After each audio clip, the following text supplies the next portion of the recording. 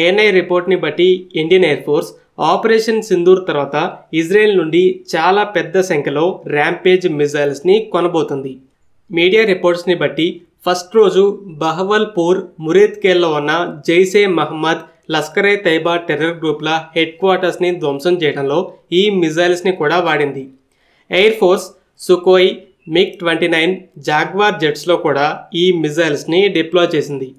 Already Israel తమ యుద్ధాల్లో ఈ మిజైల్స్ని సక్సెస్ఫుల్గా వాడి S-300 లాంటి సిస్టమ్స్ని అధిగమించాకే ఇండియన్ నేవీ ఎయిర్ ఫోర్స్లు కొన్నాయి. అయితే ఆపరేషన్ సింధూర్లో పాకిస్తానీ ఎయిర్ డిఫెన్స్ సిస్టమ్స్ని కూడా అధిగమించాక ఆపరేషన్ సింధూర్ రౌండ్ 2 కోసం చాలా బిగ్ నెంబర్స్లో ఆర్డర్ చేయడానికి ప్రిపేర్ అవుతుంది. అది కూడా ఫాస్ట్ ట్రాక్ రూట్లో అని చెప్తున్నారు. అలాగే మీడియా రిపోర్ట్స్ ఎయిర్ ఫోర్స్ ఈ మిజైల్స్ని మన దేశంలో ప్రొడ్యూస్ చేస్తే బాగుంటుందని ఆలోచిస్తుంది. ఈ 3 జెట్స్తో పాటు ఇతర జెట్స్లో కూడా ఇంటిగ్రేట్ చేయాలని చూస్తుందని చెప్తున్నాయి. మరి ఎయిర్ ఫోర్స్కి ఈ ర్యాంపేజ్ని బిగ్ నెంబర్స్లో ఆర్డర్ చేయాలనే ఆసక్తి ఎందుకు? బ్రహ్మోస్ స్కాల్ప్ మిజైల్స్ని కూడా సక్సెస్ఫుల్గానే యూజ్ చేశారు కదా. సింపుల్, ఈ ర్యాంపేజ్ అనేది చాలా లో కాస్ట్ వెపన్ ప్లస్ జెట్స్కి మ్యాసివ్ ఫైర్ పవర్ ఇస్తుంది. బ్రహ్మోస్ మిజైల్లో బేస్ లైన్ వర్షన్ $3 మిలియన్ ఉంటుంది, 290 కిలోమీటర్స్ రేంజ్. అయితే ఎక్స్టెండెడ్ రేంజ్ వర్షన్ ప్లస్ ఇన్ఫ్లేషన్తో ఇప్పుడు బ్రహ్మోస్ ఇయర్ రఫ్గా $5 మిలియన్ ఉంది. కొన్ని మాడిఫైడ్ సుకోయ్ జెట్స్ ఒక మిజైల్ని క్యారీ చేస్తాయి. 300 kg ఎక్స్ప్లోజివ్ పేలోడ్ ఉంటుంది. రఫాల్స్ 2 స్కాల్ప్ మిజైల్స్ని క్యారీ చేస్తాయి. Estimated price $2.5 million, 450 kg payload.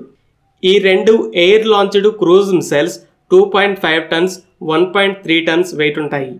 అయితే ర్యాంపేజ్ 580 kg వెయిట్ ఉంటుంది, 120 kg payload. Israeli F-16 jet 4 rampage మిసైల్స్ని క్యారీ చేయగలదు.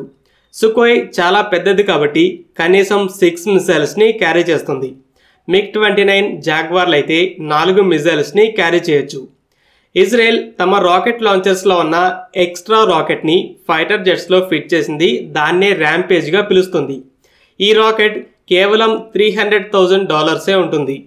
జెట్స్లో ఫిట్ చేయడానికి రాకెట్లో వెయిట్ లాంటి వాటిలో పెద్దగా మాడిఫికేషన్స్ అయితే చేయలేదు కాబట్టి ర్యాంపేజ్ ప్రైస్ కూడా ఆల్మోస్ట్ సేమ్ ఉంటుంది. అంటే ఒక బేస్ లైన్ బ్రహ్మోస్ మీద పెట్టిన ఖర్చుతో 10 ర్యాంపేజ్ మిజైల్స్ వస్తాయి.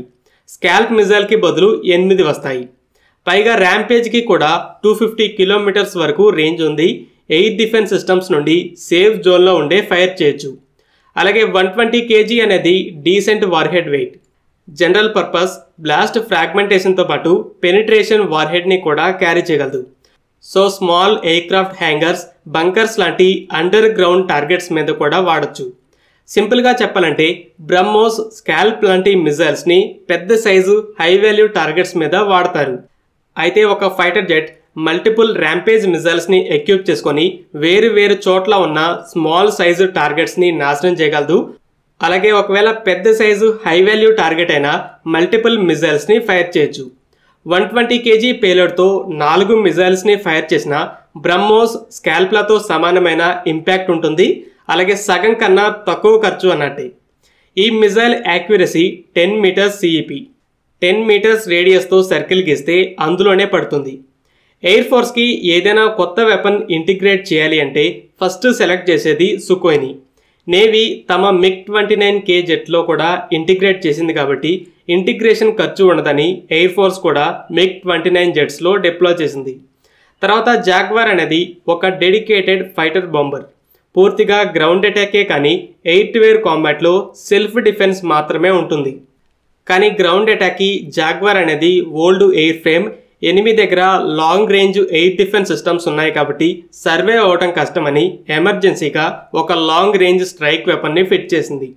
నెక్స్ట్ రఫాల్, మిరాజ్ 2000, తేజస్ జెట్స్లో కూడా ఇంటిగ్రేట్ చేయొచ్చు. ఓవరాల్గా ర్యాంపేజ్ అనేది ఇండియన్ ఎయిర్ ఫోర్స్కి వెరీ లో కాస్ట్తో ఉన్న long range stand of weapon. Military ఆపరేషన్లో సక్సెస్ అయ్యాక ఇంకా పెద్ద సంఖ్యలో ఈ మిజైల్స్ని ఆర్డర్ చేయబోతుంది. అవసరమైతే మన దేశంలోనే మ్యానుఫ్యాక్చర్ చేయించాలని చూస్తుంది.